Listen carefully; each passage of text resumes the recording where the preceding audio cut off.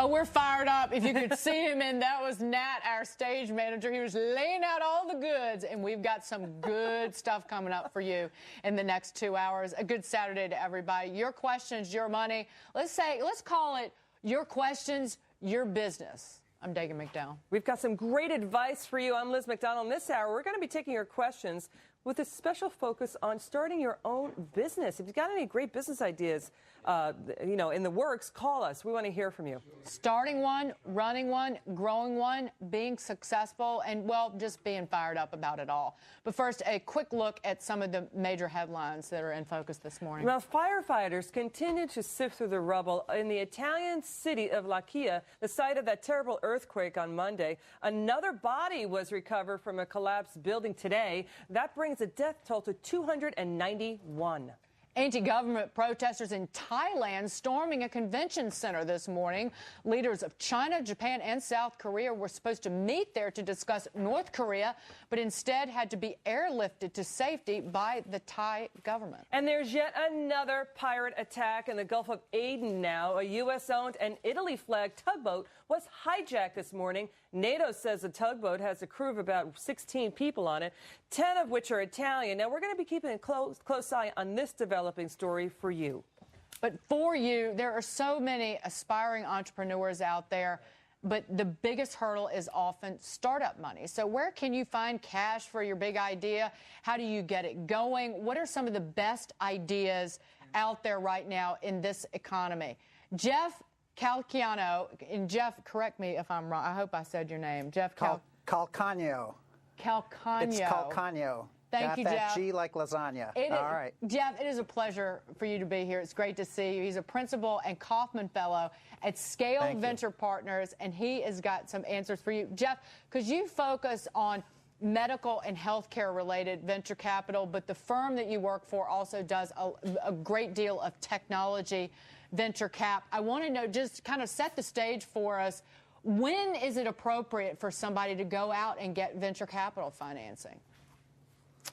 Well, venture capital financing is usually appropriate for companies that are doing either technology or healthcare, and it's usually for companies where they can be any stage of company, but it's where there's a big idea, where there's you're right at the point where you need some capital, and there are different companies that do different stages of venture financing. We tend to do mid and late stage. Other companies, other venture firms tend to do early stage. So it can really be at any stage, but it tends to be after there's already a little bit of seed capital in, and the company's right at the point where it needs kind of a slightly bigger chunk of money to grow to the next level. You know, sir, when you see the economy in such an uproar, right, people often come up with their own ideas. You know, they're laid off, or they're thinking, maybe now's the time to say, forget it. I'm sick of my old job. I'm just going to take a good idea and try to find it, get seed money for it. What are the most promising ideas and most profitable ones that you see out there now?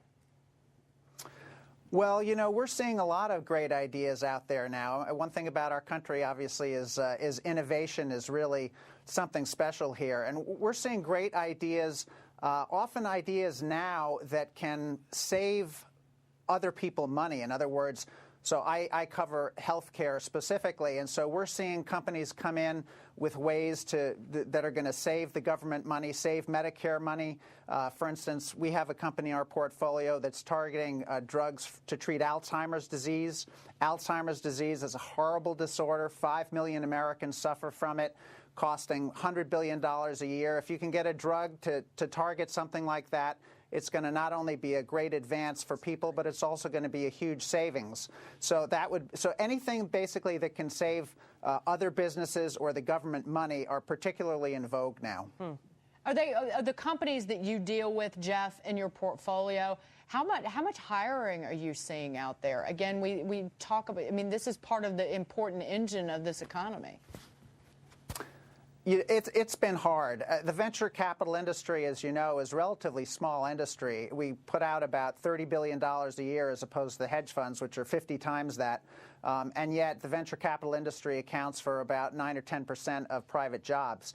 So there is a lot of job creation. But that said, this is definitely a tough time. I mean, more of our companies are having to cut back people than they are adding people. But that said, we see this as an opportunity also. There is some shakeout, and so some of the competition that you would normally have is also getting stifled. So we actually see it as a good time to be investing, and also a good time to have a startup company. But you're right. I mean, you need to have that initial capital to get it going. Otherwise, without that, there's no job creation. Do you think the Obama administration is sending more seed capital your way? Well, in certain areas, yes. I mean, we are technology and a healthcare fund. We don't do a ton of clean tech, but certainly the recent bill is pouring a lot of money into clean tech. The other area that it is addressing is the area of healthcare information technology. I think there's something like $19 billion earmarked for that. So there are certain areas that are earmarked. Yes. Jeff, you're going to be with us the whole hour, so people can call in and ask you, well, anything, I hope, within reason. Great. It is please, 6 minutes please. it's 6 minutes past the hour, and time to welcome our listeners on Sirius and XM Radio. I'm Dagan McDowell, along with Liz McDonald. This is Your Questions, Your Money on the Fox Business Network about your business. We were just talking to Jeff Calcagno. He is a venture capitalist at Scale Venture Partners. He's one of the people so smart. here. He's really brilliant. You can get free advice now. So call us at 877-249-9626. We've got a blockbuster panel also coming up. You won't want to miss it. Send an email to us also at yourmoney@foxbusiness.com. And we have an entrepreneur right here. We've got a few of them right here in the studio. Some real hot Let's shots. welcome our guest. Of course, there's Dani Babb. She's here every week, author of Accidental Startup, and John Rutledge. I was going to call him sidekick, cohort, partner in crime, buddy, friend, good man, chairman of Rutledge Capital. And we also want to introduce Zachary Prell. He went from being an investment banker at Credit Suisse First Boston, and now you went from that career and you turned it into a dream of making men's shirts. He's the founder and CEO of Zachary Prell Incorporated, and he is joining us now. You've been in business, Zachary, about 5 years. Is that right? A little less. I launched the company actually while I went when I was enrolled in Columbia Business School, and I went from Credit Suisse First Boston, worked in venture capital for 5 years, and thought, here was a guy like myself had to wear button-downs to the office every single day, and I couldn't find a shirt that was slim enough and versatile enough that I could take off the tie and put on jeans and a blazer. And well, let's face it. There's not a lot of fashion plates in the Well, I'm hoping to change. I'm hoping to change. They're all looking that, kind of like Homer Simpson these days, right? Yeah, so, are you wearing one of your creations? I am wearing it. Now you're saying this is the perfect men's shirt. I am saying this is the ultimate men's shirt. And we got the shirts here now. John Rutledge, you got the Johnny Cash look going there. So well, you're all in black with that red tie. New one, right? What do you think, John Rutledge? You like some of these shirts? Look terrific. Look terrific. Although very few people approach me for fashion advice. I can attest to that. Yeah, absolutely. What do you think? I think I actually give him fashion advice. What do you think? It's What's wonderful. a good one? I think you have the colors down. I think you have I hear a lot of people asking for exactly what you're talking about. Streamlined, straightforward. I think that you've got it. But Appreciate it. Zachary, it was a long road though from you leaving your career in the financial services industry to building this business. But I want you to tell people about what you did, because you took it slow in terms of the research that you did, and you actually moved overseas. Absolutely. So, I again finished up my tenure in venture capital, and took 2 years while I was at business school to research the market, to talk to my peers, to meet and network with industry experts, and those individuals really helped me get on my path, and that path led all the way to Hong Kong, where I kind of picked up and lived out of a suitcase. So you went to the sewing factories, which I love in Hong Kong. You see them in Shanghai. John Rutledge is an expert on China. Absolutely. So it's really interesting. So you also have cufflinks here too. Yep. So we wanted to really expand the collection. We started with the men's button-downs, this sportswear line, and then we expanded to polos and knits, long sleeve and short sleeve, and then to complement the tops. A guy needs to have a great set of cufflinks, and so we wanted to introduce accessories as well. How are you selling these shirts? That's a great question. How did you? Because again, take us from living in China and the mistakes made along the way and getting the funding, because again, you were in venture capital, but as we were talking with Jeff, like it's hard to live those first stages. If you're getting the initial seed capital, that's not really where you go. So. Absolutely. I mean, it was challenging, and there was a lot of sleepless nights. You know, it really was a matter of taking a step back, getting sure the product was right. We made over 50 sets of samples. I drove a couple of my factories crazy because here I am, one guy traveling over there, meeting with the factory owners, and asking them to make all these requirements that really they hadn't really done before. Before we get to Mike in Pennsylvania, you basically, before you did your shirt company, you were advising people on how to start up companies, but now you're living it. Yes. I mean, it's really interesting to tell people in the abstract, but when you're living it in a concrete way, I mean, did you learn anything that you were telling people that may have been wrong? Well, I learned that it's private endeavor. I feel like it's actually much harder to be on this side of the table and going out and raising that money, and I also feel like I can now empathize with those entrepreneurs who have kind of put it all on the line, and really their life savings or really spent the money, built their business plan, and going out to hustle and make it happen. And I've kind of had to do that and get out from behind the desk and go and make it happen. Exactly, and you're taking a lot of risks too. I mean, it can be more gut wrenching than working for a firm. Absolutely, and also 4 years ago when I started, people were asking me, Prel, what do you know about fashion? How can you make a better product? And I really just came at it from a consumer's perspective. I spent a lot of money on shirts, going to the office, and I thought, well, I can bring my perspective. And sure enough, we did make a better product, and that's what helped. And we got the word of mouth out, and we started very small, as you mentioned, online. We launched in the fall of 2006. We built buzz through kind of grassroots effort. And slowly we grew the business, and just this past spring. Are you in stores now? No, finish your thought. You said we started online, and for 2 years kind of built that, and then the time was right. We had built the collection to about 50 pieces, and last summer went to wholesale distribution. You are so interesting, Zach. I love this story, but we want to get to Mike in Pennsylvania. He's on the phone with us now. Mike, you're with Fox Business. What's your question? My question is, I have an invention, okay, and I have fear with it in the sense of I don't know how to protect it as far as, showing it to somebody else, as far as getting the funding to market it, the funding for attorneys to protect it. I have a prototype of it, so I'm not really sure where to move forward because I'm afraid if I say go here with it, somebody will steal the idea, I'll lose out. Right. So I'm not really sure how to approach it. Mike, we've got the perfect person to answer your question, Dani Babb. Okay, well, first thing I would do, Mike, is get a non-disclosure agreement from LegalZoom.com. It's going to cost you about $70, and before you show anyone your idea, I would have that thing filled out and have them sign it. So that's going to give you a little bit of protection. You can get a 1-year provisional patent at uspto.gov. It's a patent and trademark office. You can get a 1-year provisional patent. It'll buy you 1 year of time. It's very easy. You can just do a rough sketch of your idea, briefly explain what it's going to do, buy you a year so that you can figure out if this is something that's doable for you while you build up your potential capital and decide if this is an effort that's worth it. What do you think? I'm sorry. And where do I go about the capital itself? That's kind of like one of the biggest factors in anybody's invention. Where do you get the money? Right. Where do you get the dough? Yeah. Where do you get the money? Well, you can always go to the Small Business Administration, but I'm sure other people have some other ideas here. So, yeah, John Rutledge. The two-edged sword is you've got an idea, you need capital, but the guy with the capital won't give you the capital unless he knows what your idea is.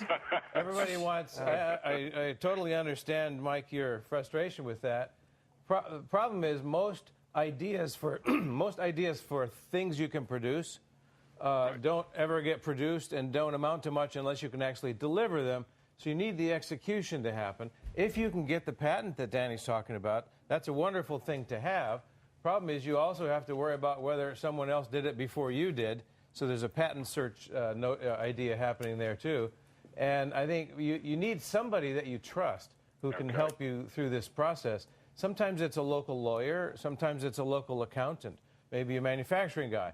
but you're going to need to have more than yourself probably to get Oh, to no this. doubt. That's why I'm calling you guys. Yeah. Check This is out, what you do best. Yeah. check out, Mike, check out I had a- startupnation.com. There's people on there that are in the same boat as you. Startupnation.com. Jeff, you're in the money business, but you don't do seed funding, you don't do incubator funding. But what can you tell this gentleman? Yeah, so I actually did 2 startups before I got into the venture business. So I did it a little the opposite way that Zachary did it. So I'm a little bit familiar with it. I mean, one thing that I would say is, so I agree with the comment of he's going to need to get someone working with him, because the first thing that we look for is something called a freedom to operate, and that's just going to let you know if you can even start to do what you think you want to do. And so that's the first opinion you can get.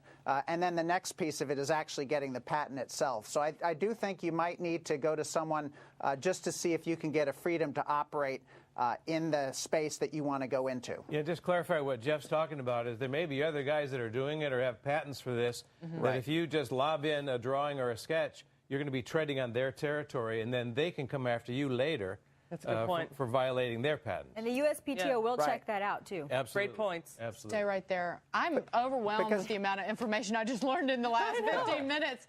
So call us, email us right here. Anything you want to know about starting, running, or growing your business. You know, this has really been a great morning. Call us at 877-249-9626, or you can email us at yourmoney@foxbusiness.com. We've got a lot more to come on the only business network that's awake on Saturday mornings and in true HD. Stay with us.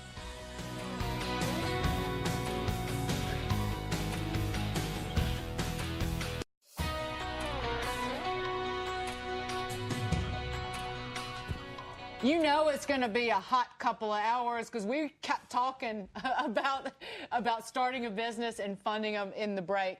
Welcome back, everybody. I'm Dagan McDowell along with Liz McDonald here with us for the next 45 minutes. Well, Dani Babb is going to be here longer than that. Dani Babb, she is author of Accidental Startup, one of her many ventures It's and a great adventures. book. Dani Babb, you're like a fountain. I'm not kidding. You have so much information in that head of yours. A fountain. John Rutledge, chairman of Rutledge Capital, John. is here, and he is dressed to the nines. And speaking of getting you dressed up, Zachary Prell is here. He's founder and CEO of Zachary Prell. Is it just Zachary Prell Incorporated? That's it. Shirts, cufflinks, online, zacharyprell.com. And then Jeff Calcagno of Scale Venture Partners, venture capitalist, doctor as well. Do you still do rounds, Jeff? Psychiatrist, no less. No kidding.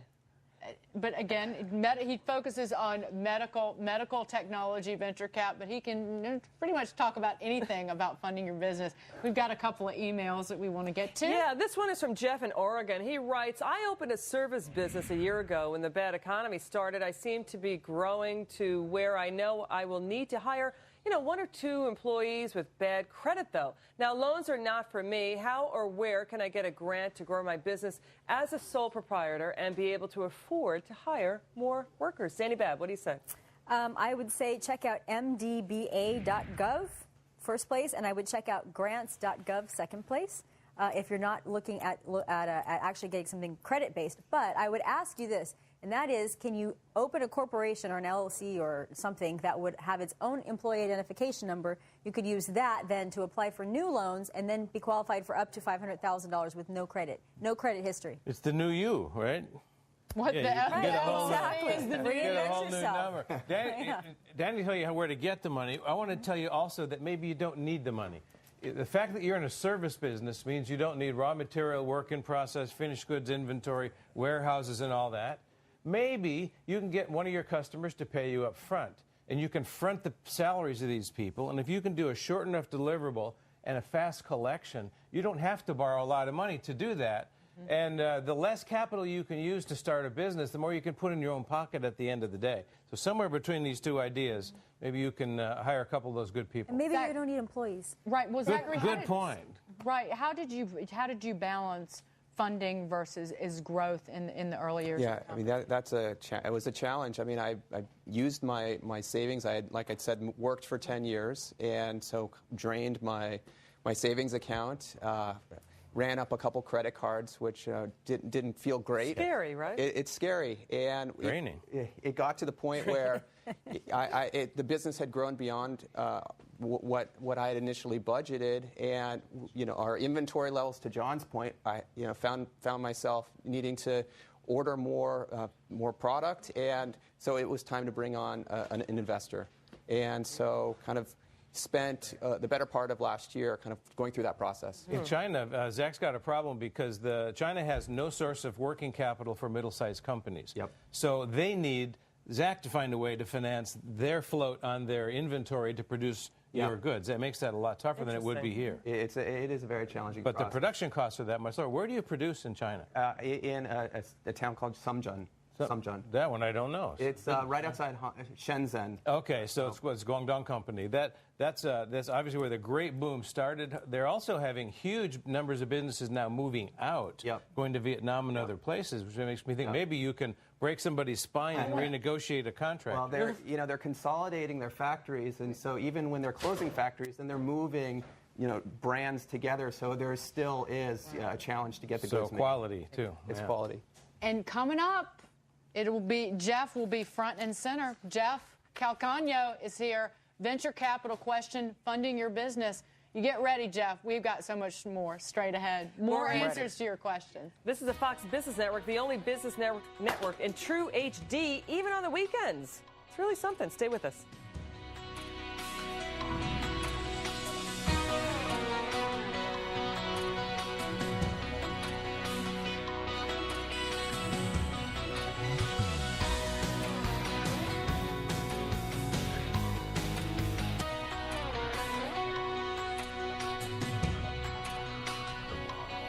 Welcome back to the Fox Business Network, here to answer your questions about your money. So please call us at 877-249-9626, or you can email us at yourmoney@foxbusiness.com. And it's called business for a reason. But again, one of the whole purposes of being here for you on a Saturday morning, Saturday afternoon, is to put together this incredible group of people who are the best minds in the business to answer your questions about growing and making something of the business that you want to start, or that you're already in and just want to make it bigger and better.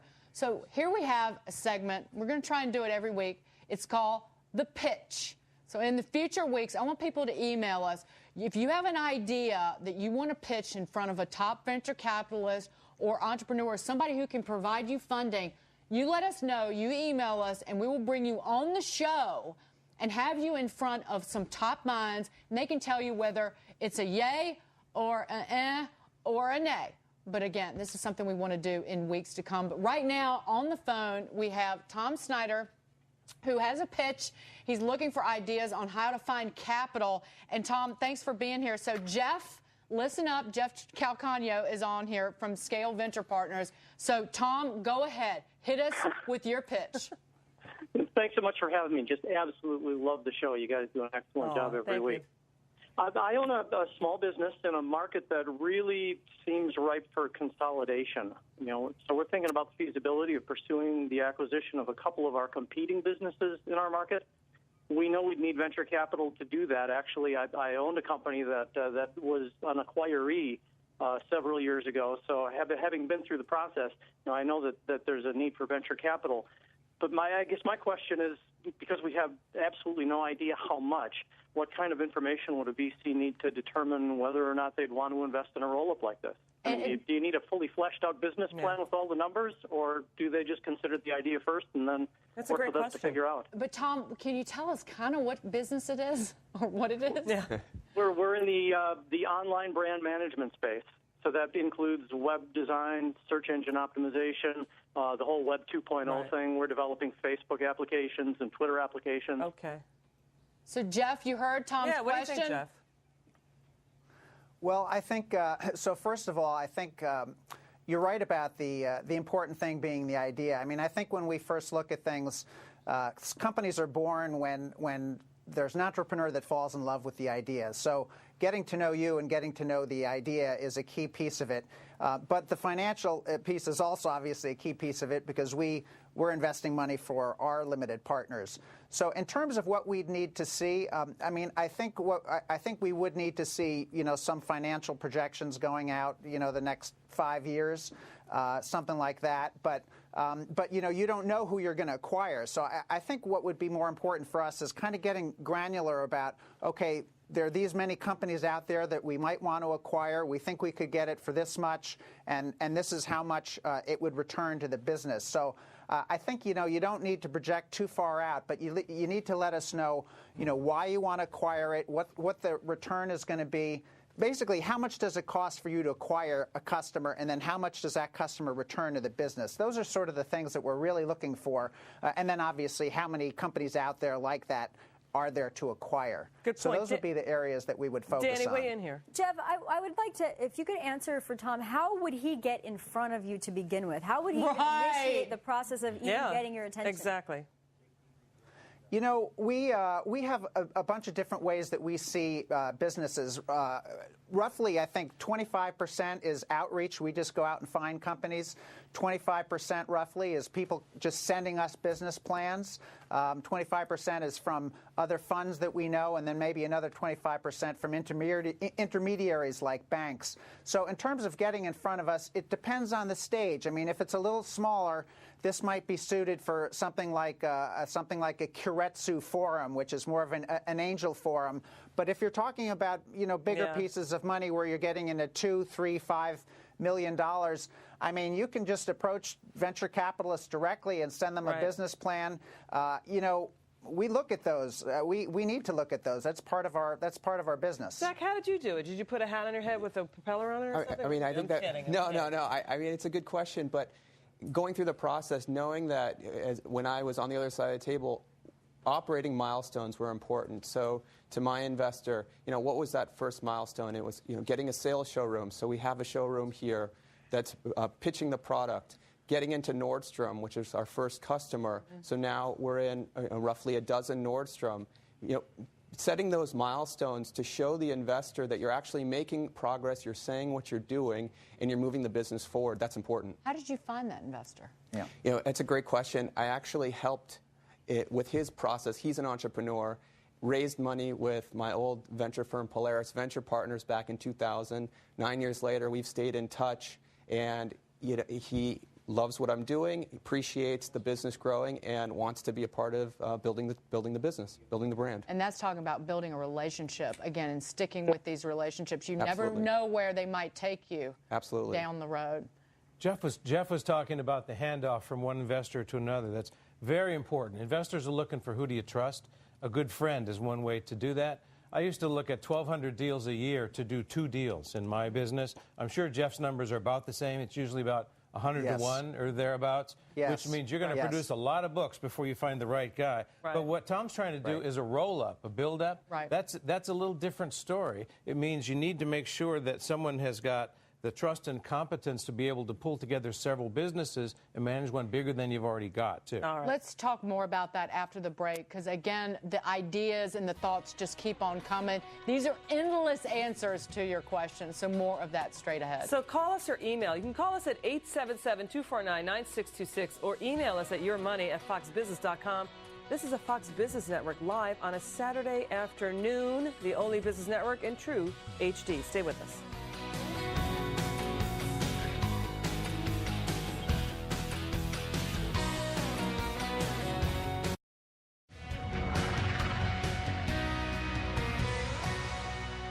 Welcome back. This is Your Questions, Your Money on the Fox Business Network. I'm here with Dagan McDowell.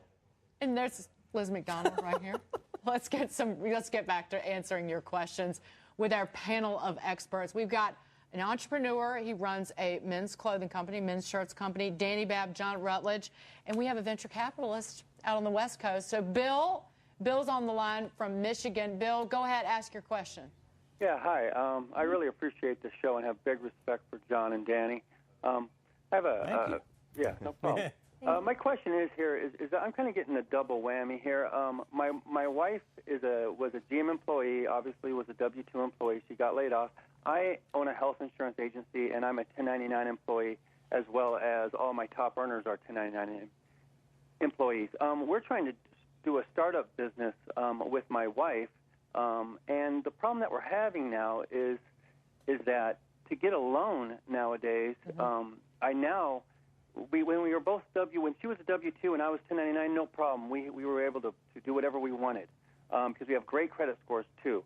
And now that I'm the only wage earner, even though we make good money, they're going to use my net instead of my gross because I'm a 1099 employee, and I don't understand what the difference is between a W-2 and a 1099 employee because my earnings are definitely 1099 and they're proven, and a W-2 employee is the same thing. I mean, we both have deductions, and they're stopping me from helping out. Not only can I buy another house because of what we make and so on and so forth, so I can't do that now, and I can't start another business because, and I don't understand that situation because my credit score medium is an 803, my wife's is an 808, but that really doesn't mean anything because and all my employees that make big money are 1099 employees too, and we all have deductions just like anybody else, but they're cutting us out of this whole deal to help the economy. I'm sorry, I almost fell off the sofa when I heard your credit score. Yeah, that's amazing. You lost me there. But Dani, go ahead. It's a great credit score. First of all, Bill, I feel your pain because I am in exactly the same boat trying to refinance a lot of mortgages, and most of my income is 1099.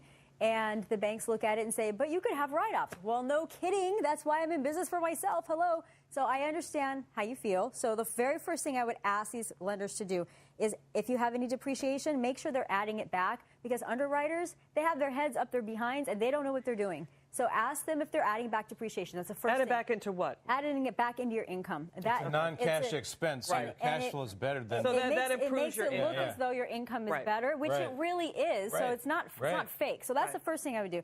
The second thing is if you want to start a business in your wife's name or have her do a startup, what you might want to do is scrap the whole personal credit thing because even though you're passing it through to your own 1040, you can do the same thing as an LLC.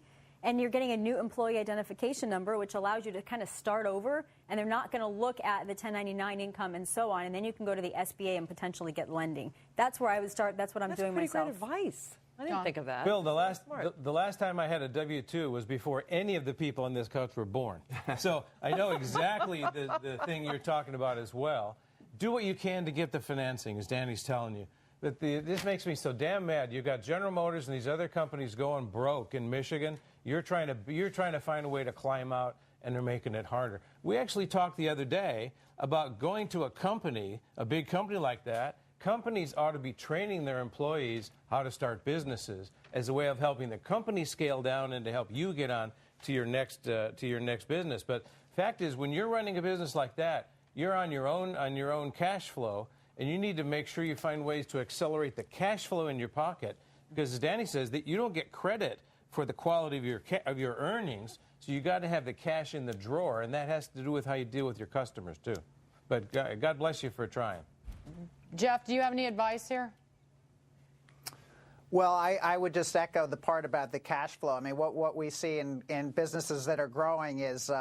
The cash flow is really critical, particularly when you're getting it into launch mode. But I think that the advice was given is great. We've got Dennis on the line from Texas. Dennis, go ahead. Dennis, are you there? Guess Dennis is not there. He left to start his business. He took your advice and, took off. Listen to everything you say. I can give a call out like my grandmother would call me. Let's do it. Let's hear it. Hey, Dennis, are you on the phone? Hey, go ahead, Dennis. It worked.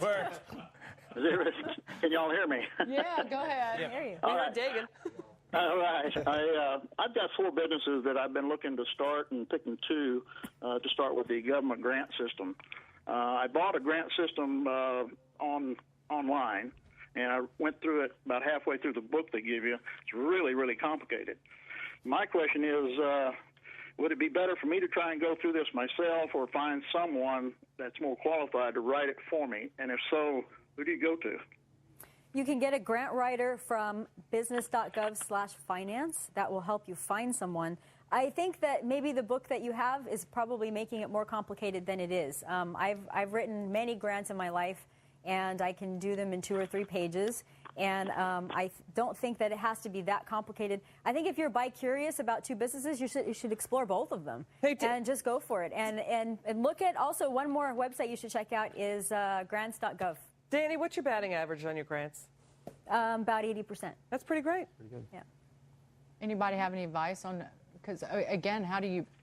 I mean, this is Dennis, I determined from your voice that you're more of my age than Dani's age. And so this grant writing process is intensively dredging through the manuals. My way of going about it would be to get my daughter, Elizabeth, who's 24, to plow through that book and do the work, and then bring it to you. Maybe she can do it faster. Maybe you can find some young person in the college family intern? to help, because it's easier doing this when you're not the only person doing it also. Well, I've gone to a couple of people locally, where I live, and they've offered, like for 2% of whatever I asked for to do it. But it's like, well, is that the right way to go? This quality of talent, you don't have to pay them a piece of the action. You can get people who do this by the hour. Get some people, go to the local college, the business department, and tell them you're going to let them have an internship. You're going to pay them $15 an hour. That's what and I they're was going to write thinking. your grant. Flat fee, or by the they hour. don't like not it, a, they come not talk a cut. to us. Right. Not a cut. Stay with us, everybody. We've got so much more coming up, don't we? Call us 877-249-9626 or email us at yourmoney@foxbusiness.com. Former supermodel turned super businesswoman is joining us in the next hour. She rang the closing bell on Friday. She will be right here. 2 words, Kathy Ireland, only here on Fox Business.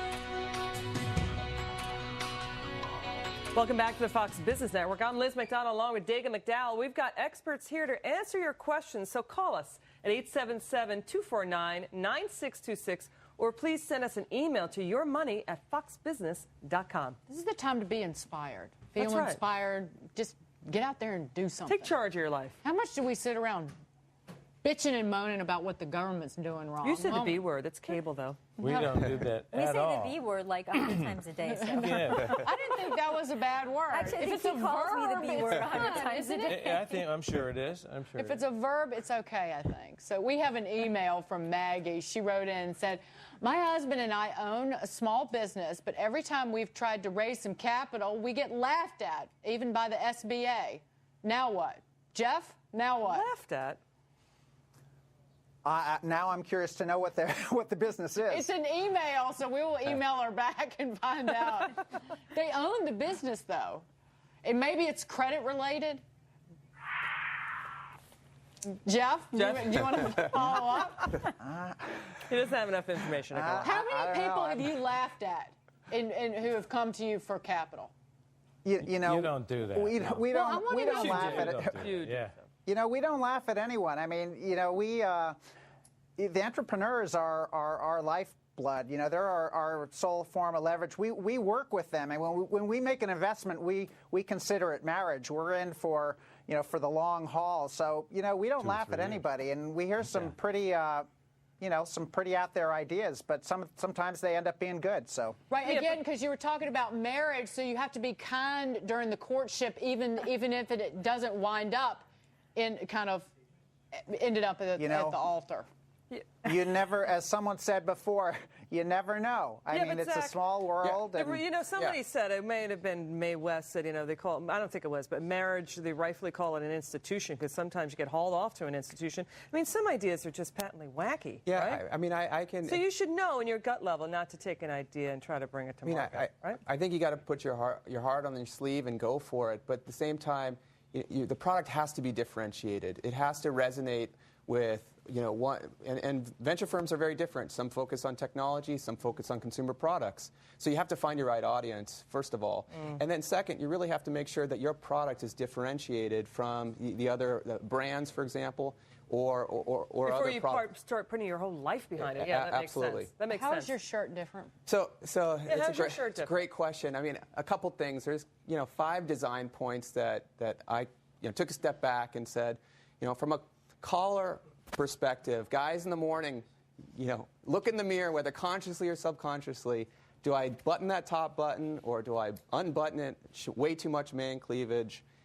Changing that. And you know what I'm talking about. We do.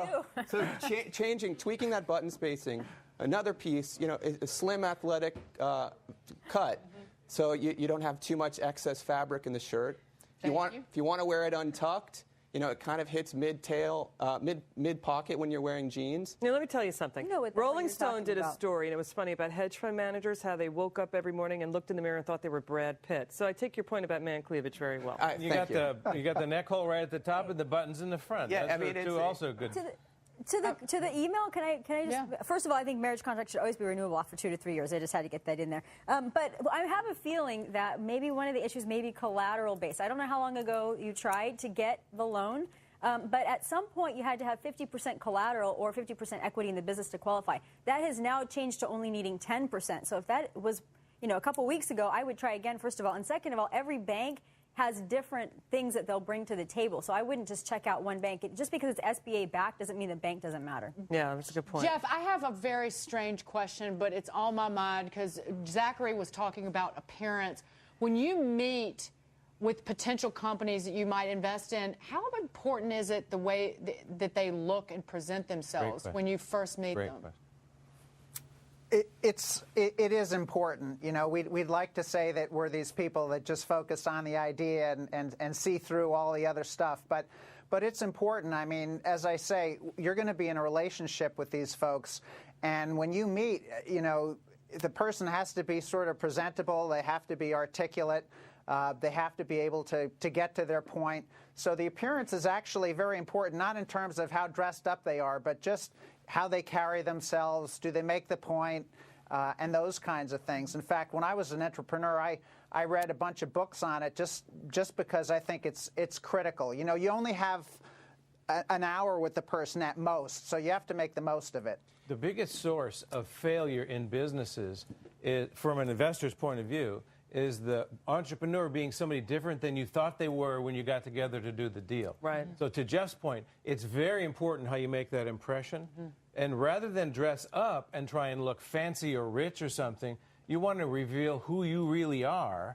Because as you go along, if you surprise that investor, they'll bolt on. We've got to let's get to a question real quick. Yeah, we're going to get to a question. Ron in California on the phone. Ron, you're with Fox Business. Hey. Hi. So, listen, I got a business. It's about 5 years in the making, 2 employees. It's construction and logging related.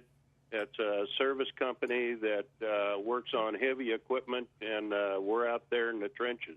We don't wear button-up collars. We wear T-shirts and bib overalls and boots, and we're out there in the mud and the snow when everybody else is sitting by the fire. So it's our end of the business has fallen completely off. My 2 employees, who are terrific guys, have been laid off since November of last year. We're struggling trying to make the payments.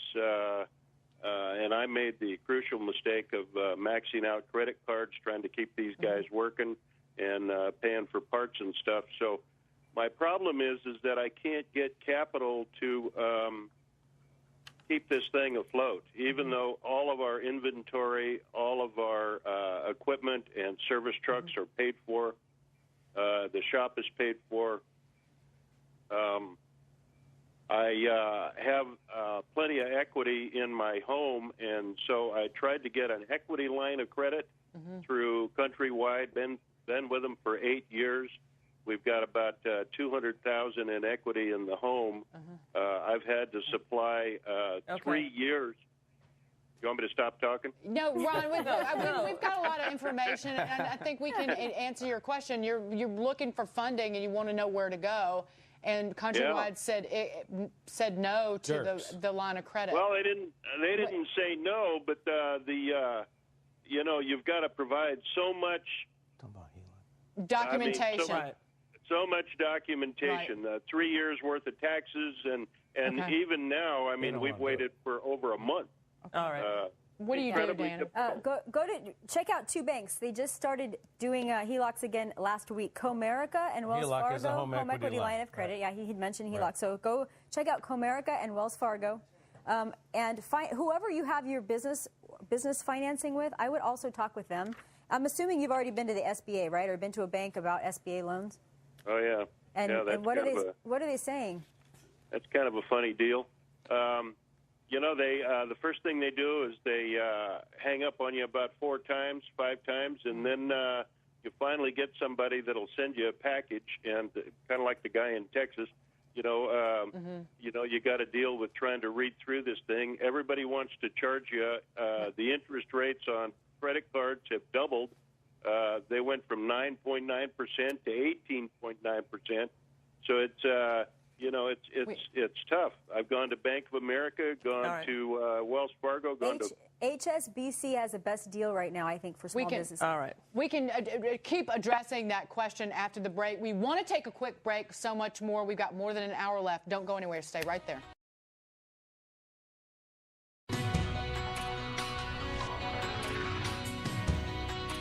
Don't settle for secondhand information. Turn to Fox Business First. Eric Bowling, first to make the numbers add up for you. Start here. Start now. Hi, it's Vince with ShamWow. You'll be saying wow every time you use this towel. It's like a chamois, it's like a towel, it's like a sponge. A regular towel doesn't work wet. This works wet or dry. This is for the house, the car, the boat, the RV. ShamWow holds 20 times its weight in liquid. Look at this. It just does the work. Why do you want to work twice as hard? Doesn't trip. Doesn't make a mess. Wring it out. You wash it in the washing machine. Made in Germany. You know the Germans always make good stuff. You can cut it in half. Use one as a bath mat. Drain your dishes with the other one. Use one as a towel. Olympic divers, they use it as a towel. Look at that. Completely dry. Put a wet sweater. Roll it up. It dries your sweaters. Here's some cola. Wine, coffee, cola, pet stains. Not only is the damage going to be on top, there's your mildew. That is going to smell. See that?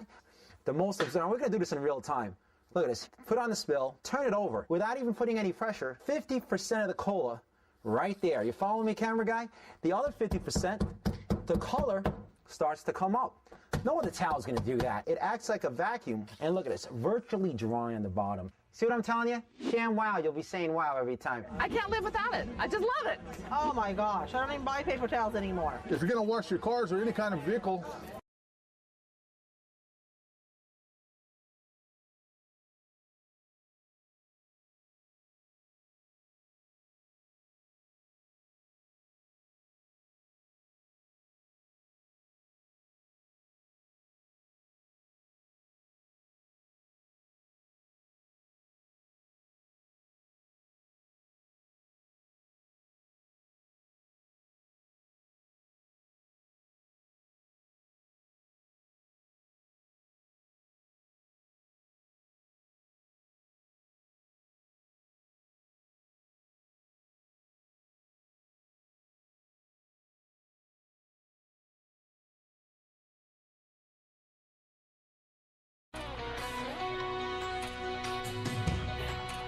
Welcome back. This is a Fox Business Network, and we're taking your questions about your money. The phone number, 877-249-9626. Email us yourmoney@foxbusiness.com.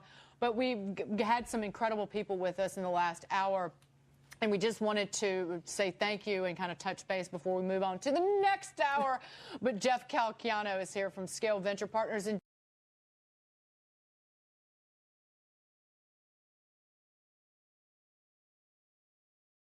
again, are there still a lot of people out there who are inspired and really aggressive at building a business, even in this environment? You know, I would say more than ever. Our deal flow this year has been as big as it's ever been. I mean, there are so many people coming forth with ideas. Now, part of that is because some of the companies that are already out there are coming back for more funding. But part of it is there's just no shortage of ideas out there, no shortage of people trying to make something big from their ideas. So there's a lot of flow. There are a lot of great people coming to us. And, as I said, I think it's actually, if you can get that capital, it's a great time to start a company. Is the money there for them? Right. I mean, how much terms of the money, the available liquid out there?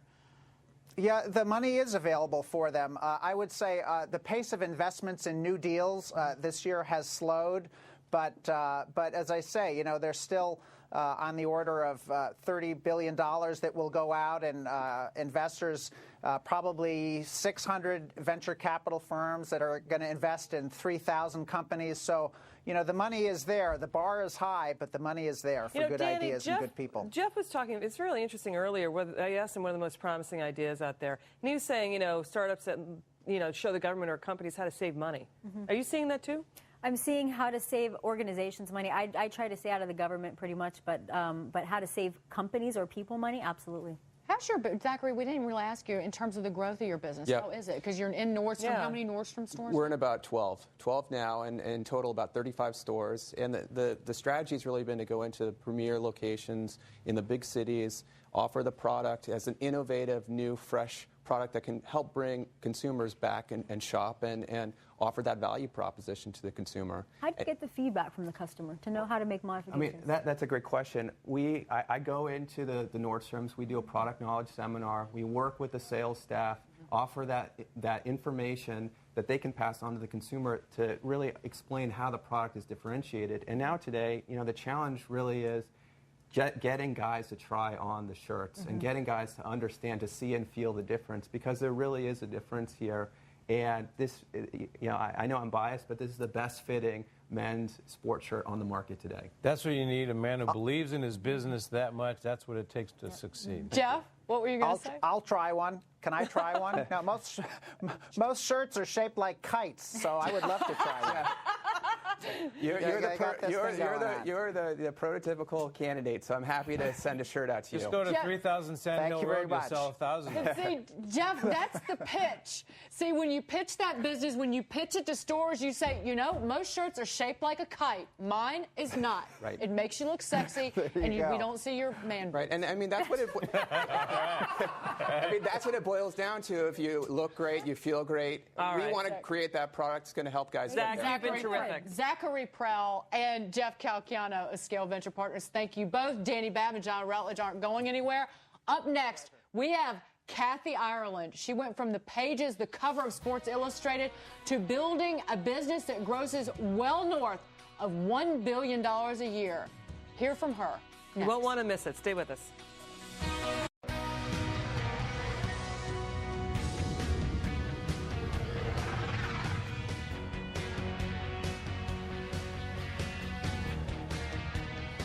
We are still here for you. Your questions, your money, your business. I'm Dagan McDowell along with Liz McDonald. I'm so excited. You won't believe who we have this hour. Well, first of all, we want to hear from you this hour. We're talking about stimulating the economy ourselves by starting small businesses. So put down that coffee cup. Call us 877-249-9626 or email us at yourmoney@foxbusiness.com. There is nothing small about our next guest business. Keeping up your business, your budget, your home life, keeping it all in check is tough enough in today's economy. But what if you're a working mother? Kathy Ireland is. She is the founder of Kathy Ireland Worldwide, the author of Real Solutions for Busy Moms. Kathy, it is so incredible of you to be here. I'm so excited. Kathy, I actually have your book in, hardback in English and in paperback in Spanish, I believe. Kathy, it's great of you to be here. I'm going to hold it the whole time. You can hold it. Thank you. How do you juggle it all? Because, again, you can just talk about this, Kathy, but the number of businesses that you are in, the amount of time that you must have to spend, because you are in everything from, I wrote some of it down, flooring, rugs, home furniture, lighting, bedding, you name it, you sell it. I don't know how you do it all. Well, thank you. And all moms work, whether they get paid or not. We call them WAMs, work-at-home moms. And often, if there's not a paycheck attached, we don't give them the proper respect and empathy. Right. But that is a tough job. In the book, I talk about pulling our head out of the sand, facing the tough stuff, putting your own oxygen mask on first. The first chapter is Money Matters. How do we navigate through financial crisis? How did we get here in the first place? And being aware of innovation, constantly changing. The independent retailer, that is our foundation. And we're also finding wonderful ways to work online. KathyIreland.com, we don't sell anything, but send out cards /Kathy Ireland, an inexpensive, great way to send greeting cards. FabulousFlorals.com, a great way to send florals that are very affordable. And we're always looking to give our customer value. Kathy, I think, there's, my family, I've got a lot of women in my family who, are stay-at-home moms. And I think they're kind of scared at the concept of trying to start their own business. What would you say to them? Oh, I would say face those fears. In business, just do it. Absolutely. Turn down the noise of rejection. That's just noise. That's what it is. That's the thing they're afraid of, Absolutely. And we can't be intimidated. I mean, the great blessing of my long ago modeling career was all the rejection. When people laughed at me when we started our business at my kitchen table with a pair of socks, it didn't destroy me. And I really believe if you're not getting rejection, you're not trying hard enough, and there's really no excuses. So get ready today. for a rejection, right? Absolutely. And back when I started, advertising was the way that most brands went at it to begin. We've never had a strong advertising launch. I believe in the grassroots approach. Today, with the internet, with Twitter, Tangle.com, with YouTube, you can reach so many people in a powerful way. You had a very powerful name and a powerful name recognition and image with people to begin with. So wasn't it easier for you on that note than somebody starting like a friend of mine starting out literally in her living room? Absolutely. Your friend in the living room has an advantage because there is no preconceived conceptions of this person. They've got a clean slate. I had to deal with, swimsuit model and, get people past that to be taken seriously. So in so many ways, your friend has a really wonderful advantage. Kathy, what were some of the mistakes you made early on? Because, again, you kind of briefly touched on it because you started out with socks. Some of the financing mistakes that you might have made and how you overcame those early on. Oh, I made so many mistakes. In my first book, Powerful Inspirations, 8 Lessons That Will Change Your Life, I share so many of those lessons I learned the hard way, as I do in this book, Real Solutions for Busy Moms. Oh, my God. I mean, from a retail point of view, for many years, we were dependent upon one retailer and found that was not a very secure place to be for our team, our infrastructure of 37 team members with families to support. Kmart is what you're talking about? Was it? Yes, yes. And there were some wonderful executives who we had the pleasure of working with. Executives move on and change. So it's good to have that diversity. And diversification is really important in all Kathy, areas. what part of your business is going like gangbusters right now? Oh, gosh, we began in home and flooring. Warren Buffett, Berkshire Hathaway, that's what that company is all about. And he's amazing. When we were both kids, we both had paper routes. So that's something that we like to talk about. Home office. I began our business, my kitchen at the time was our home office, but we're beginning to work in serving offices, corporate America, churches, schools, libraries, and that's exciting. Jewelry, skincare, home furnishings continue to be strong, but we've got to. People talk about how horrible the financial situation is. I agree. These are tough times. I'm excited and I'm encouraged because these tough times, they make us tougher. They make us better. It makes us deliver a better product to our customers. Kathy, you kind of summed up why we're so excited to have you here for hopefully most of the next hour. But right now, we just need to take a quick minute because it's 6 minutes after the hour and welcome our radio listeners on Sirius and XM. Thank you for joining us. I'm Dagan McDowell, along with Liz McDonald. We've got Kathy Ireland here. We've had such a great morning and afternoon. Free, smart advice. Now, listen, if you have a question about starting your own small business, we really want to hear from you. So you can email us at yourmoney@foxbusiness.com or just call us at 877-249-9626. I want to know what's next. Yeah, where do you see what's your next opportunity? idea? Well, I've got the toughest boss in the world, and I love her. It is the busy moms out there. She gives me my marching orders.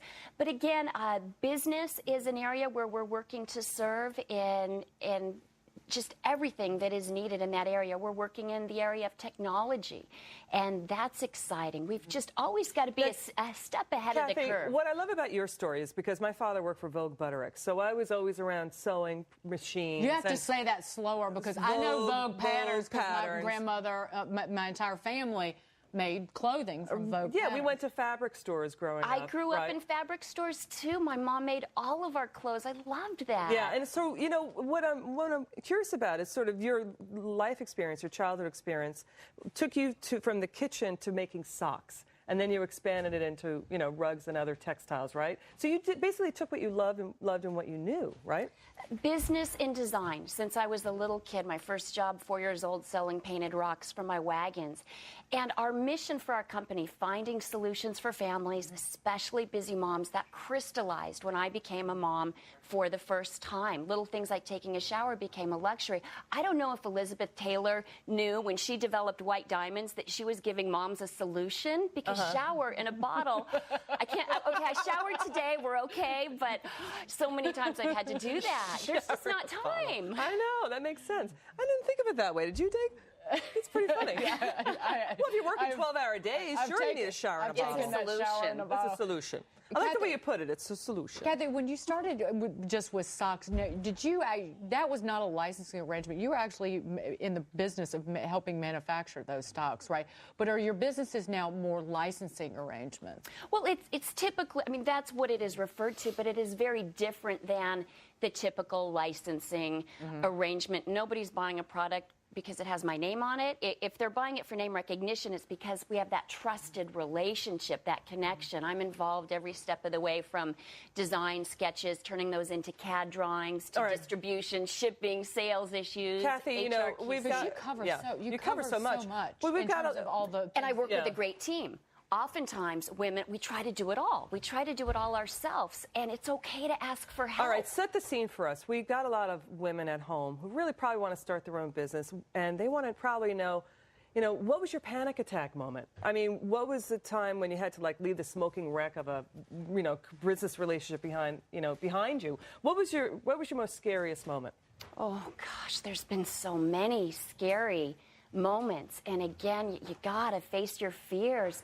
It was scary starting. How did you get your first money initially? Because didn't you? It was one of your trusted partners, right? Well, yeah, it was a personal loan, and today there's so many things that are so helpful. There's online legal services. If you have a phone, if you have internet access, if you have an idea, and if you've got integrity, you've got a business. Now, you've got to have hard work and perseverance. You've got to have those too. Right. But really, there's no excuses. Something I talked about Elizabeth Taylor earlier, something that she has said, excuses are so undignified and they don't absolve you anyway. I love that. There's really no excuses for it. But it's tough. I'm not going to say it's easy, because it isn't. It's a lot. I also have another line for you. Worrying is like a rocking chair. It keeps you occupied but gets you nowhere, right? So stop worrying, just do it. Absolutely. And I was 40 years old before I learned that no is a complete sentence. No thank you is better. But sometimes you've got to say no to good things in order to do great things. Right. And I believe as women, we can have it all, but just not all at once. We've got to prioritize our time. For me, my priorities are my faith, my family, and then finding solutions for families, especially busy moms. When those are out of order, it's crazy. It's a mess. And I encourage women in particular, when you get on an airplane, and I talk about this in the book, first thing the flight attendant says to you, put on your own oxygen mask first, then help those around you. Sense, yeah. And so often we feel guilty if we take care of ourselves. But come on, we're not going to be any good to anybody if we're not taking care of ourselves. Excellent advice. Right, Dagan? And call in and talk to Kathy. Kathy Ireland is here. We've got a full hour, well, about 50 minutes left to answer your questions about starting a business, running one, and growing one. We've got an incredible venture capitalist coming up. Really smart people. Kathy Ireland's here. Funding iPhone apps. Love that. That is his business. You want to talk about a big instant money maker for a lot of people? Try $800,000 in a year from one guy. Call us. Actually, in a few months. Call us 877-249-9626. Or your money, you can email us at yourmoney@foxbusiness.com. Remember, this is the only business network where Saturdays are about you. Stay with us.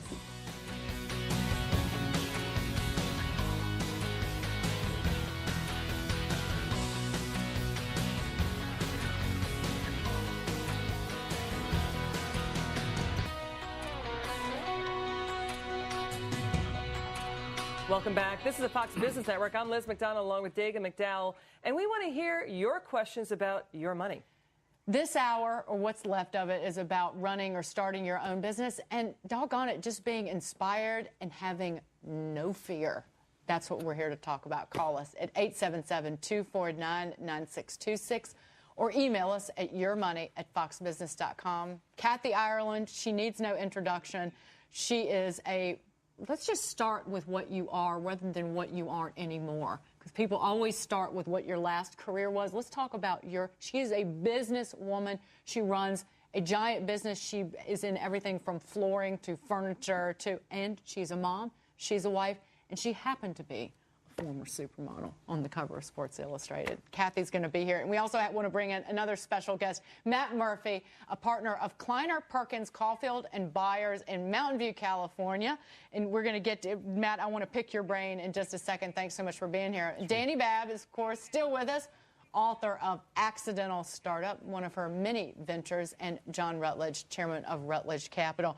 But Matt, because we had you on because, again, one of the great business and entrepreneurial stories that's come out in the last year or so are people who are developing applications for the iPhone and really just kind of creating these businesses that could gross hundreds of thousands of dollars in a matter of months out of thin air. And that is specifically what you're focused on, is funding through this fund. It's called the iFund, iPhone apps. Right. Yeah, it's been amazing to watch the growth of this. I mean, at a time where the rest of the economy is down, the iPhone has essentially created its own new economy. And at this run rate right now, it's somewhere between $500 million and $1 billion of new revenue that's being generated, and oftentimes by individuals, as you suggested before. You know, we had a summer intern who spent $10,000 to build a game, and he was making $12,000 a day just as a hobby. There's been plenty of people that we know of. You mentioned somebody who made $800,000. I guess I'll take the introduction to that person later. But there are just many, many developers who were doing stuff at night as side jobs who've ended up quitting their jobs to develop and focus on the iPhone and developing these applications because it's so easy to get to market. You know, in Kathy's last segment, she was talking about all the perseverance and everything that she had to overcome to get her business started. Right. And how critical that is for any entrepreneur. The beauty on the iPhone is actually you can develop an application in your garage, put it up on the App Store, and see what happens. And we've had many, many examples of companies, even in our portfolio, with really no advertising and no marketing. We have a company called Pinger that was the leading application for about 3 weeks, and it was making $30,000 a day on very little investment. So the beauty is there's very little friction to get to market, get your application recognized, and the revenue can be significant. You know, Matt, Dagan and I are so excited to have you here with us this afternoon. You know, when I look at the applications for the iPhone, and I just want to help out the viewer who may have some ideas out there, you know, we're seeing some exciting developments. You know, for example, possibly you could point your iPhone, say you're in Shanghai, you want to find a bar that has the best Cosmo, and now your iPhone will tell you. You know, you could use your iPhone maybe that way, or you know, say you're lost on the highway, and you know, this is I think the #1 reason why marriages break up. But you want to like get directions in your iPhone to your husband so he can figure it out, right? So you know, give some ideas for the viewer who may be sitting there saying, "Hey, I've got an idea. I have an application." Are those some of the kinds of ideas that you're seeing? Yeah, I mean, right now what you see is the App Store with now about 930 million downloads, should cross 1 billion in the next week or so, is largely driven by games, lightweight, simple utility applications like you've described. You know, finding your way to somewhere, finding a restaurant, checking what the weather is, and things like that. And that's kind of what's working at this phase of the iPhone ecosystem, is very simple, immediate utility to the single user applications. I think we're about to hit an inflection point on the iPhone and on the App Store around applications that are more sophisticated, that people are likely to access many times a day or many times a week. So you could think of things like financial applications such as a company, Mint.com, which we're not investors in, but it has a strong internet presence, which is great. But if you're only able to check your whole financial health when you get home at night, that has some utility. But imagine checking things wherever you are, whenever you are, with this always connected and on device, looking at your financial information, getting an alert, and you can even think about how it integrates with things going on around you. So let's say you're in the market for a new car and a car dealer has an offer for you, or you're in the market to buy a flat screen TV and a retailer wants to offer you some kind of a coupon or an offer or a discount. Those kind of things, when you've got the application on the phone and the application is aware of where you are and linked in with other merchants, is very powerful to start changing behavior and how people Matt, go ahead. Matt, by the way, we had the CEO of Mint on in the last couple of weeks. Oh, did you? Yeah, we did. Aaron, yeah, he's great. Yeah, he is. He is. See, again, it's a small world, but it's an oh-so-big world with a lot of opportunity. Matt, stay right there. Right. Incredible to have you here. Yeah, it's great, Matt. We've got an email from Jennifer in Minneapolis. She says, you know, I'm an owner of a wind turbine business. I want to know, is there any help available for women who are business owners? What do you say, Kath? There is help out there more than ever. Please go online. There are resources that are affordable. Some are even free. But do your research. Find out who your competition is, and you make it better. When I had my paper out, my dad told me, always give 110%. The customer expects the paper on the driveway. You put it on the front porch. What time did you get up to start your paper out? For me, it was 5:30 in the afternoon, but on Sundays, it was 5 a.m. 5 a.m.? So 5 a.m. on Sundays. Because Dani knows. Dani, any other resources out here that you can tell us about? Check out womenbusinessgrants.com. All one word, Women Business Grants. This is a website that's geared towards women to help you find grants that are specifically based on the type of business model that you have. The other one is check out clubefactory.com. There's forums in there where women are getting together and helping one another with business ideas. Those are two good sources. That'd be great. I love it. Great stuff, right, Dave? I love having Kathy here, and Matt, and Dani, and John. Thank you. I love talking to everybody. So let's take a quick break, and then we'll come back. We're going to go to commercial. We want to give a shout-out to our radio listeners on Sirius Channel 145 and XM 168. Thanks for listening. We'll have more right after this. You know the number. You can see it, 877-249-9626. Please call us. We'll be right here.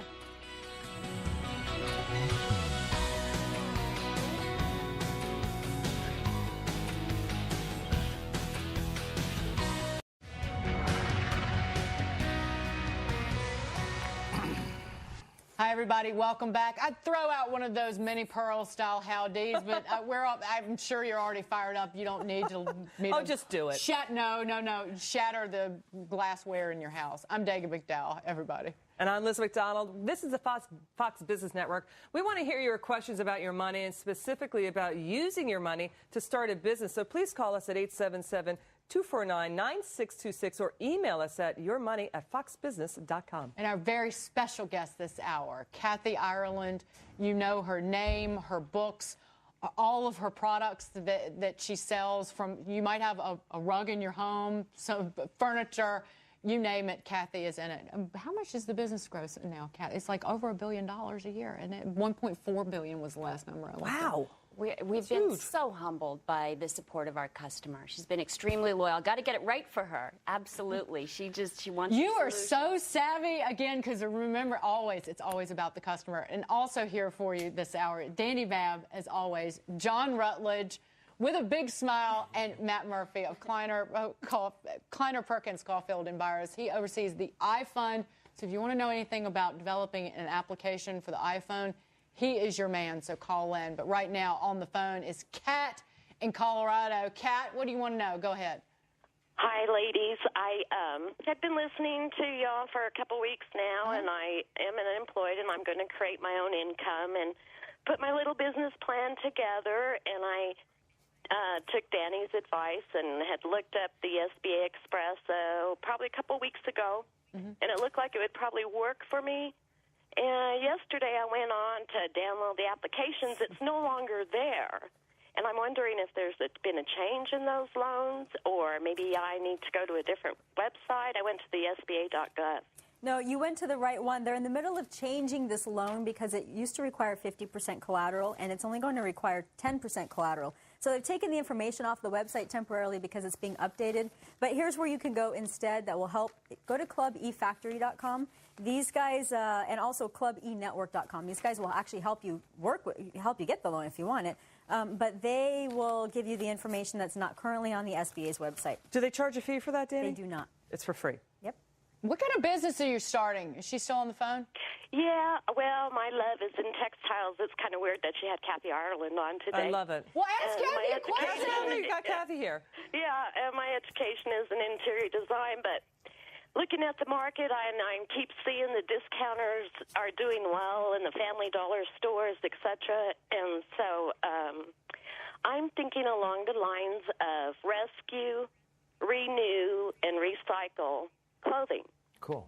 Oh, that's interesting. Excellent idea. That's a great Love idea. Love that. And I say go for it. Yeah, I thought it'd be fabulous for children. You know, how your children grow out of their clothes so quickly, and you could take and redo pants that are too short now, or, you know, and do it very minimal cost. And probably I've reached out to different places to gather inventory. So it's all really just ready to go, but I just need a little bit of money. Absolutely, and please, get your message out there with your business, whether it's Twittering, YouTube, Tangle.com.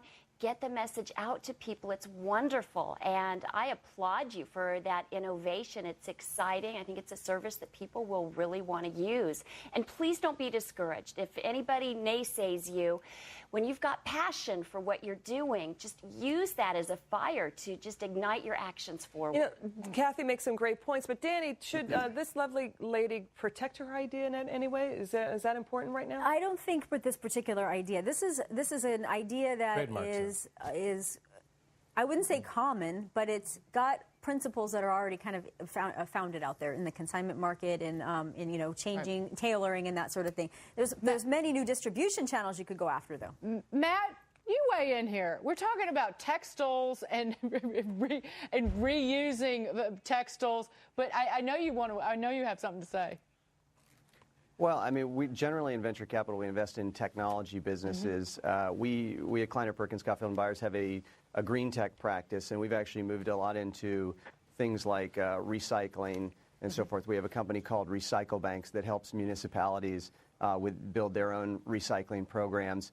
A business like this, the one being described, seems like one that's better for getting together friends and family money, things like that, to get it up and running. It's probably not a high cost to get it off the ground. You can prove it in a local market or small scale and then scale it up.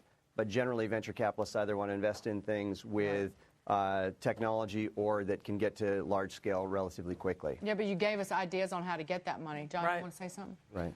Sure. Well, Matt said earlier that the friction of starting businesses has gone down. It's because the information network is so rich now, and you can find out so many things for so little cost and so little time. Sam Walton started his business by borrowing the money at a kitchen table for his first warehouse.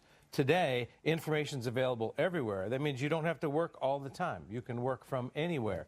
You can work selling old stuff just as well as you can work selling new stuff, which is the principle behind eBay and Craigslist and all these. There's $20 worth of old stuff already out there for every dollar in GDP. So there's big, big opportunities there. So you go kill them, cat.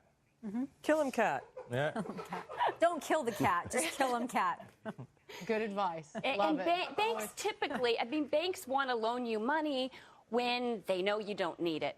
So it is good when you do, as you said, with friends, with family. Starting on a small scale, grassroots level is an excellent way to begin.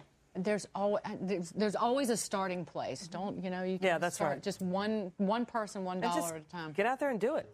Right? Do it.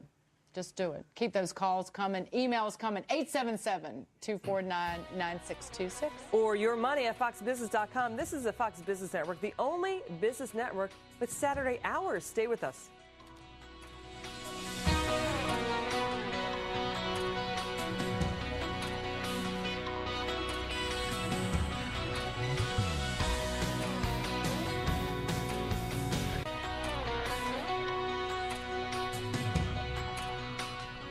Welcome back to Your Questions, Your Money on the Fox Business Network. I'm Liz McDonald here along with Dagan McDowell. This is our last call for calls because we're getting so many. 877-249-9626. And the email address is yourmoney@foxbusiness.com. And if you email us and we can't get to it, we will get to it next week. And our very special guest this hour is Kathy Ireland. You know her name, her multiple brands and products. Kathy, it is great to be here. And we do want to point out, Kathy will be on Huckabee with Governor Mike Huckabee on the Fox News channel this evening, talking about many of your other passions and endeavors. And Kathy, it's great to be here. One quick thing I wanted to, there's a promo tonight at 9. Yeah. Again, cross promotion, Fox Business, Fox News. Kathy, because of all the different areas of business that you're in, what is one thing that maybe was an idea that you had and you said, I'm just not going to do that? Have you turned anything down or not? Decided not to do it? I've turned many things down. If a team member comes up with an idea and it doesn't fit our mission of finding solutions for families, especially busy moms, we say no. I began researching skincare over 20 years ago and said no. I wasn't satisfied until this year we came out with our own line of skincare from the Dead Sea in Israel, which is just amazing. Finally found something that I love and great people to work with. But, you know, whether we're talking about our first partners in home at the Shaw Flooring Network, it's working with great people. And sometimes as women, we try to do everything on our own, but just a collaboration. I know what my strengths are. I know what my weaknesses are, too. I know where I need help, and I work well with a good team. How many weaknesses do you have, please, Kathy? How many weaknesses do you have? Maybe cooking, that's it? Oh, I have many weaknesses. We don't have time for it all. I can, but nobody wants to eat it. I don't know what's wrong. I know when I cook, I use my smoke alarm as a timer. Me too. It works great. My friend Chef Andre of A Cafe, he gives great recipes in this book, as does Nicholas Walker of J du J Outdoor Living Expert. Great gardening tips. Because I'm terrible in these areas. I need help. It's okay to ask for help. So these guys make it easy. We're here. And that's why we're here. You know how I cook? I microwave and everything's on popcorn. Men need to know when to ask for help. And men business owners also need to bring in partners. And not just for women. Most of the people I work with are males. And they face a lot of the same issues. You know, they're trying to raise a family and do things at the same time and juggle multiple things. And wives are expecting more, thank God, of their husbands than ever. And they should go for it. You got to have guts and no shame. Just ask. Right? All right. Rick, speaking of asking, Rick is on the phone from Georgia. Rick, go ahead and ask your question. Hi, how are you guys doing? Good. Hi, Rick. Hi, I've been thinking about starting a business. I've been in real estate for about the past 8 years, and that's not going so well. So I've been kind of looking at buying a franchise kind of type business.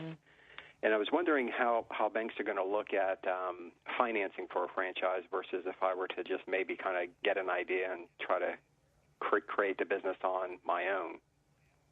What do you think, Danny? If it's an established franchise that has a good recognizable name, decent cash flow in other stores, you have something behind it already, what I'm hearing out there in the marketplace is that people are having better luck with small business loans from franchises than they are from their original idea. That's not to say the original ideas are not flying, because they are.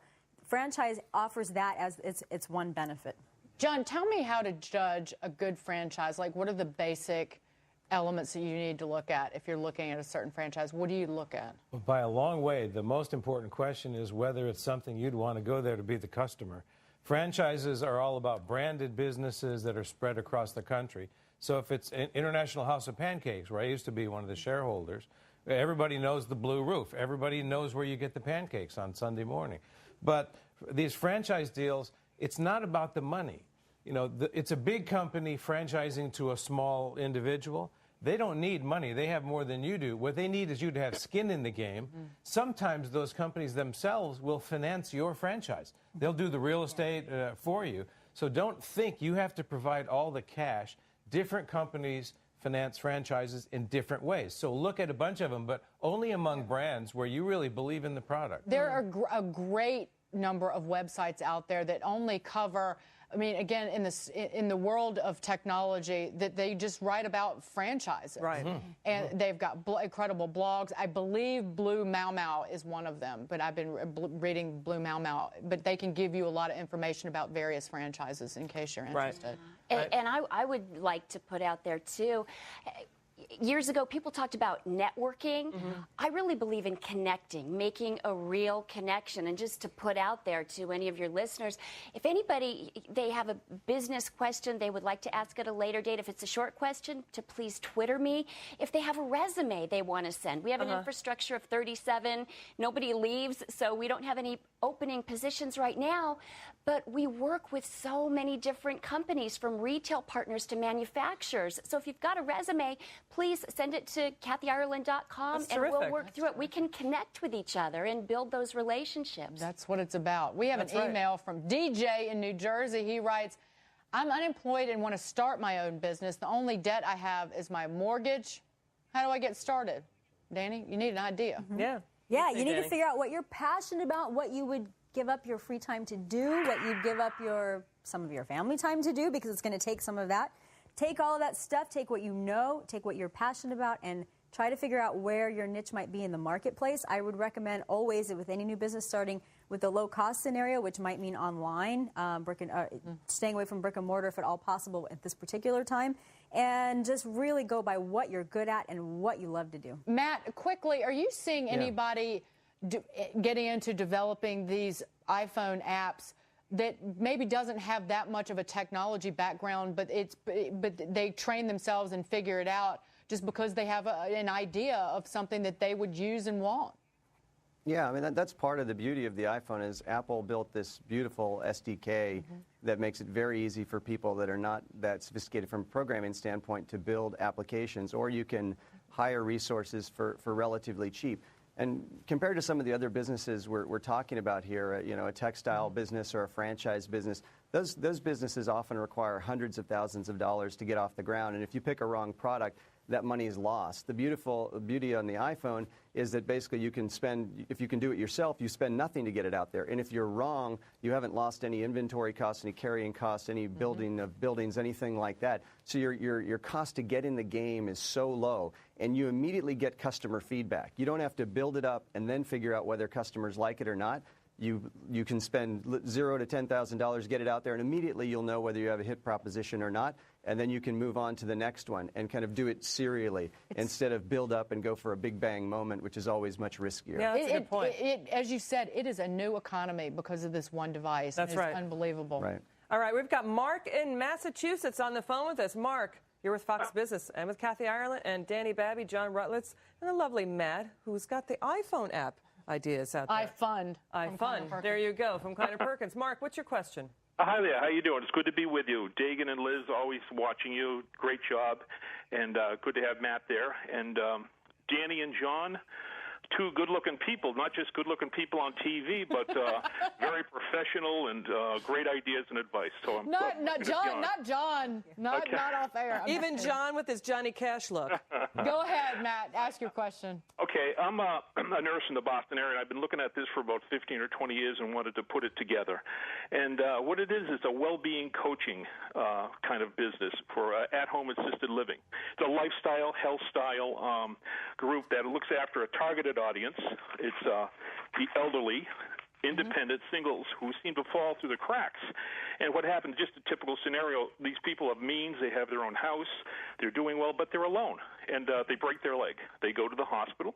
The second person they meet from the emergency room people is the continuing care coordinator, which deems them, asks them the question, are you alone? Oh, well, you can't live alone anymore. They go to a rehab, and then they go to a nursing home, and that's where all their stuff is really absconded and taken from them. But I want to keep them at home, help them live a longer, fuller life, and be able to manage their health care and their lifestyle, hook them up to the theater, movies, anything you can think of, other single, independent elderly, but manage their lifestyle and their health care, and maybe put it into like a single, real estate trust, like a franchise system. For each client will be linked with a group. My group consists of 2 doctors, a geriatric specialist and a cardiologist, physical therapist, a lawyer, a trust lawyer, and a regular lawyer, and myself, who's a nurse, and we connect them so we can keep them at home, in their homes, make them flourish and extend their lives. Well, Matt, what's your question for everybody? How do I get a business plan put together for this?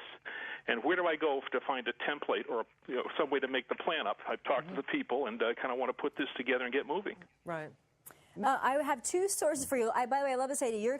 You're combining passion, experience, and people. 3 awesome things that you need to make anything successful. So I applaud your efforts. Which is number 4. That's why I have John here. Ladies, old. Here's what I would do. I would check out LegalZoom.com. I know it's just a generic site, but they have excellent templates you can use. Also, on my own website, thebabbgroup.com, by Monday evening, we will have business plan templates available, so you can get it there. Great. And the other option is to go to Entrepreneur Network, which is entrepreneurnetwork.com, and they have business plans available. Hey, Mark, one of the untold stories in America is the third person they meet at that hospital is the one who didn't wash their hands and will give your mother or your father MRSA. That happened to your mother, right? I did, and 100,000 people a year die from infections in hospitals.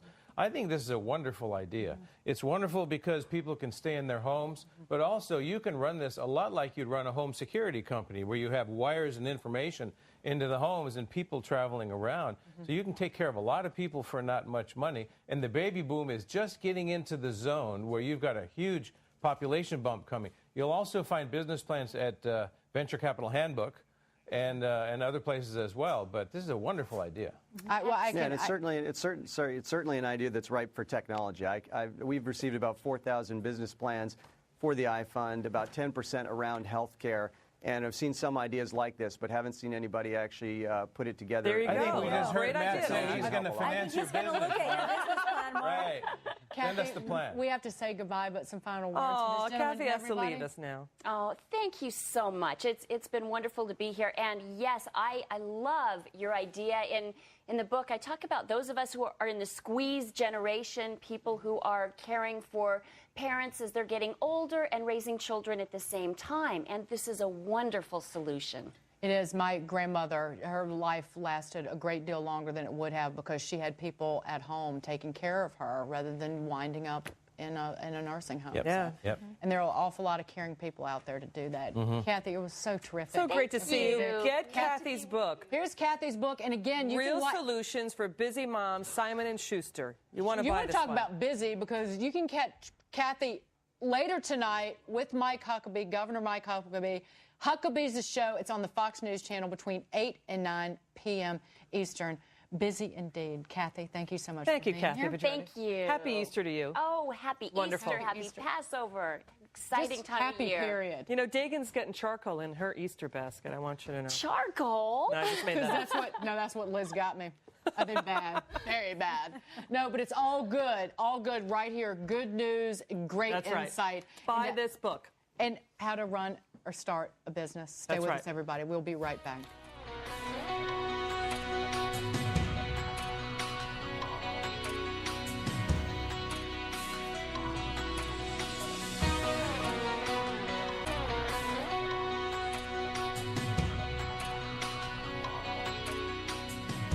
We've got 15 minutes left here on the Fox Business Network on this Saturday, this Easter Saturday. It's about you, about answering your questions about how to start or grow, build, just make a business. We've had a great show, Dagan. Free, smart advice.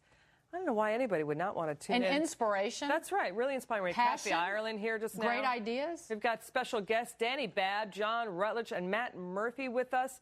We've got Todd in Illinois. He's been on the phone for a little while. Todd, thanks for staying with us. What's your question? No problem. Thank you very much. You guys have an awesome show. I've been watching it since you started it. Oh, good, it's Todd. Fantastic. Thanks. Fantastic. And Dani, I'm going to get your book, The Accidental Startup. It sounds great. Oh, thank you, Todd. If you send me an email, I'll send you a free copy. Oh, okay. I'll do that. Thank you very much. Happy Easter to you. Likewise. Well, hey, I've been in, and I'm glad you got Matt there because I've been in the IT business forever, since I was 17, and I'm 42 now. I had a part-time IT consulting business, which I took full-time a year and a half ago. And I've been a sole proprietor all the way through that when I was part-time and also full-time now. I'm getting a lot more projects and things, and what I'm finding out is that I'm going to have to hire some people and things like that because more and more projects are coming my way, and I'm finding it difficult to acquire more projects, obviously being the only person, because a lot of companies have that fear that, hey, if you win the lottery or the mothership comes and beams you up and you're gone, what do we do? Right. So what I'm planning on doing is incorporating, and what I'd like to know from your esteemed guest is what is the best type of corporation for a business like mine to go into? Is it LLC, S Corp, or C Corp? From a technology standpoint, and maybe also from a tax saving standpoint. Okay, well, first of all, Todd, you and I have something else in common. I've also been a tech nerd since I was maybe a little bit younger than 17. But I had a part-time consulting IT business that took full-time for a few years. And I actually kept mine as a sole proprietor, even though there was some risk.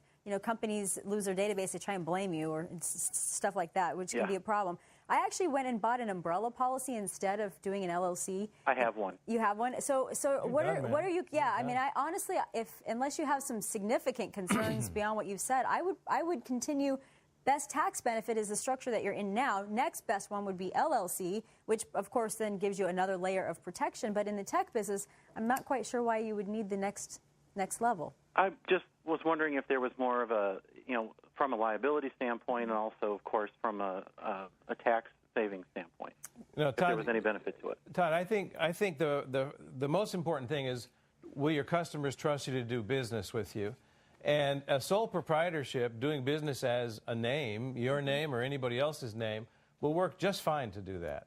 And if you go from there to an S Corp or there to an LLC, it's really either to accommodate other investors coming in, and how do you share the spoils, or to find a way to limit your liability. LLC can limit your liability. It costs you a couple $100 a year. It's not very expensive, but I'll bet you $1 you don't need to do that. And unless you get much more serious about that or you get much bigger, a C Corp is a pain in the butt. And I wouldn't even get near the thing. Matt, I've got 20 of them right now, so... That's right. I think for the stage you're at now, that's exactly the right advice. And if you decide at some point later on that you're really going to scale up the business, you can change the corporate structure. One other piece of advice I'd give you is that there does seem to be a shortage of iPhone developers out there. So in an IT consulting business like your own, I kind of look for the new areas where there's a lack of trained skills. Some areas already well penetrated. This is a new area where it seems that a lot of people are looking for. Yeah, well, I want to make this whole ecosystem healthier. Absolutely. So the more good developers out there, the better off we'll all be. But you see no signs that it's not getting healthier and healthier by the day. Matt? Oh, on the iPhone? Yeah, well, if you look... Yeah, look at just the growth in applications and applications downloads. It was running at a rate of about 60 million every 30 days. Now it's running about 160 million every 30 days.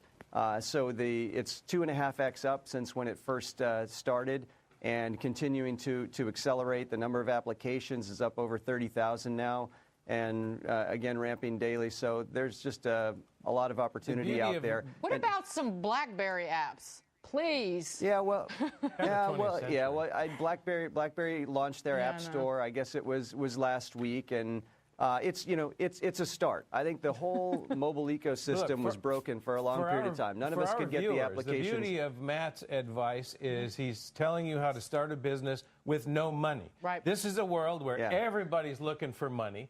Everybody to fix their old business or start a new one. Right. Find a business where you don't need a lot of money to do it. That's what Todd's got in Illinois. He's got a business he can run with his own hands and his own people. And Apple does so much of the work for you, as Matt's pointed out, with the development kit and actually handling the sales of it. It's the same with Google Apps and all the other add-ons. For all the viewers out there, I would recommend the best way to get a business going is if you can prove your economic model on a single customer or a single project and then extrapolate that into a bigger business. Because once you prove it out, you know that you've mitigated your risk in scaling up, and you're likely to be able to attract capital because you've already proven something. Right. The hardest ideas to fund are those that are capital intensive that haven't proven anything. Learn to shave on your own beard. Right. I could be really rude. On that note, more ahead. Stay with us, everybody.